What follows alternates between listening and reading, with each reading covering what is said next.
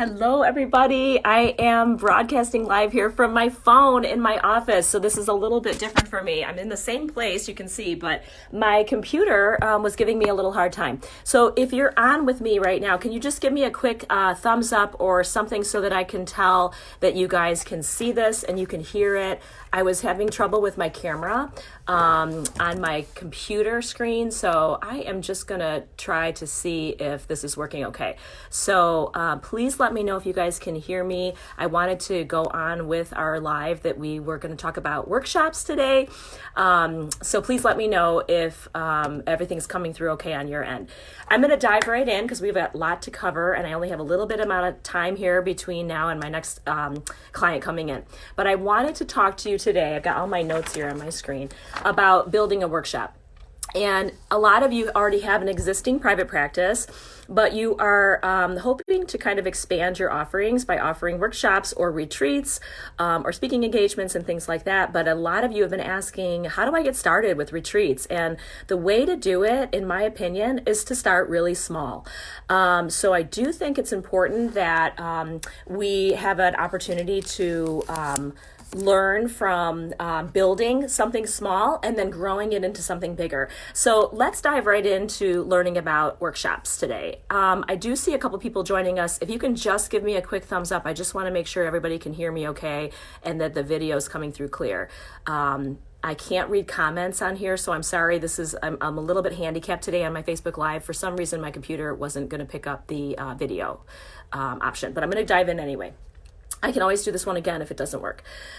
So I want you to be sure that you're picking your date for your workshop with plenty of time. Oh, good morning, thank you. I'm so appreciative that somebody is showing me they can hear me okay.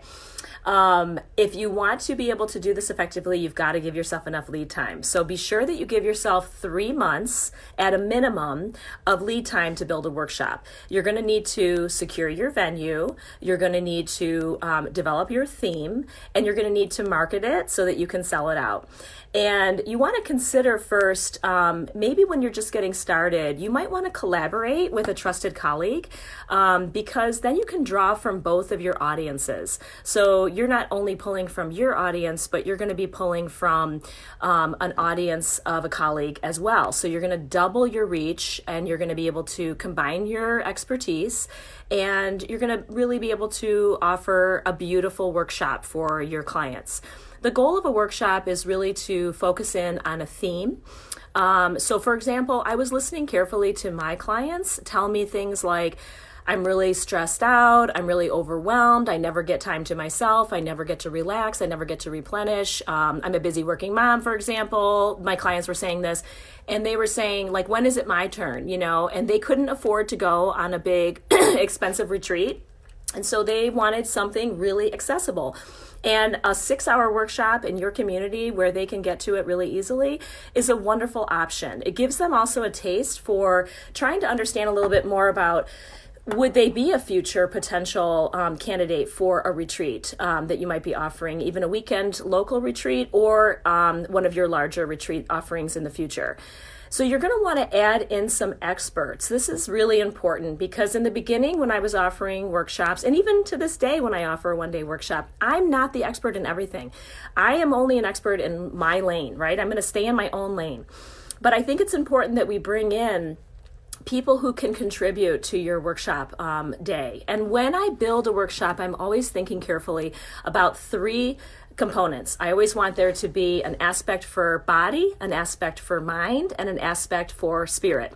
So in the morning, I always open with some type of yoga or some type of movement. I think we've done Tai Chi in the past, yoga, just gentle stretching, but I always hire an expert to do that. So in your own network, you might consider if you have a friend that teaches yoga or teaches some type of movement, I'm just going to teach you the way that I set it up. But again, you can design this very specifically to the way that it works right for you.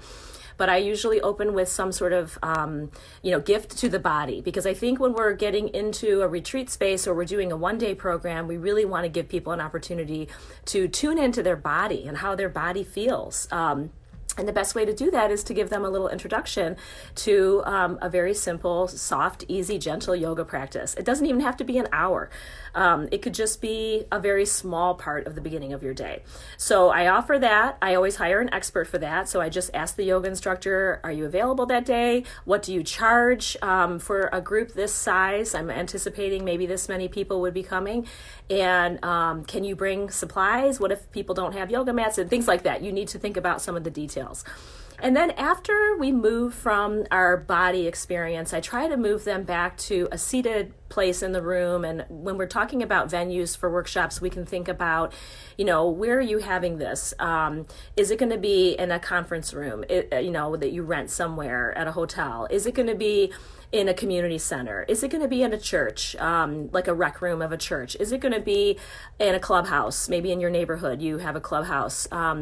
Is it going to be at a yoga studio? Maybe it is. But you're going to want to be able to offer people a variety, right, of offerings. It's going to be a little bit of body, a little bit of mind, a little bit of spirit.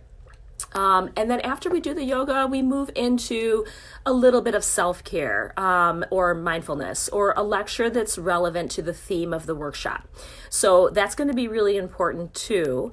And that's the part that I teach or my colleague would teach. And so we would be giving a small workshop on some theme topic. And then we'll move into a lunch. So I try to have a really healthy lunch.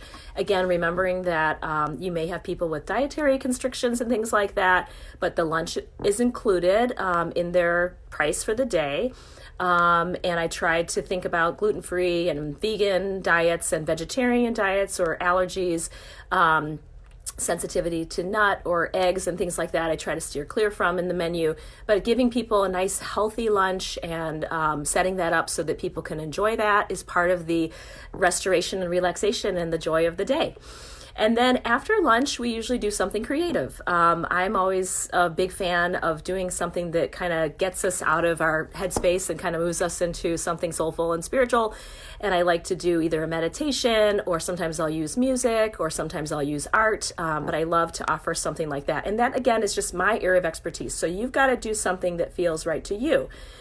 If you have an expertise in if you have some sort of specialty, like you're a hypnotherapist or you have some type of, extra training, you might offer a tiny little introduction to something that is part of your expertise as a therapist.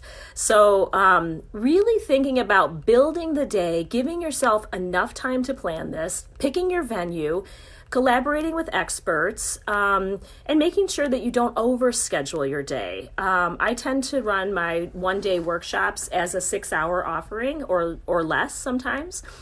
And, starting in the morning around 9:30 or so on a weekend day, and then moving through lunch and then having one little thing in the afternoon. And then people really tend to want to be available for the rest of their, personal life on the weekend after 2:30 or 3:30 in the afternoon. So you don't want to monopolize an entire long one day, offering for people. I think sometimes if it's too long, people won't sign up. So when I was advertising this Facebook Live this morning on our group page, I was talking about the numbers. And so I put a little number crunching together this morning to help you understand how it's possible that you could make over $1,000 in a 6-hour time frame. If you had 30 guests that you were trying to invite to your workshop and they each paid about $75 or $80 a piece, which is appropriate for a one-day workshop, in my opinion. You're giving them, something for their body, something for their mind. You're providing them with a beautiful catered lunch. You might have some printed handouts for them or something for them to take home. You might be giving them some worksheets or a little giveaway or something. So an $80 price tag for a one-day program, I find, is usually something that most people are willing to be able to pay for if they're, if they have plenty of time to save for it and they can look forward to that event and, set aside some funds for that. I feel like it's appropriate amount of money to charge. From that, your revenue would be $2,400. If you try to get into a venue that you're renting. Now, sometimes venues that you know of might give you a really significant discount, like a yoga studio might be just very interested in bringing more people to their location. So that's kind of a win-win for both of you. You might be able to get a better deal than what I'm suggesting here, but if you're renting a community center or you're renting a conference space, this could be close to $500 for the day. So you have your 30 guests at $80. You have $2,400 to work with. Your venue might cost $500. And that gets you down to $1,900. And then you might have your food and expense cost, right? So your food and expense cost could be approximately about $400 or less. And that's still leaving you with $1,500 to work with. So I do think that there's a lot to be gained here. Of course, you have to pay taxes on that, and you have your own expenses to cover for the day. But I feel like these workshops are not only helping you expand your reach, building trust with the clients who might be a good fit for you in the future for retreats or some larger offering, but they're also a very lucrative way to spend your time and energy. I really enjoy the experience of offering groups. Some people only like one-on-one work, which is fine. Groups and retreats don't have to be part of your experience. But if you're looking to expand and you want to build upon your current knowledge and you want to be expanding your abundance and your financial gain as a therapist, and you want to do more than just build your practice, then you might start looking at branching out into workshops or retreats. So let me see now here if anybody might have any questions. Feel free to type them into the chat there.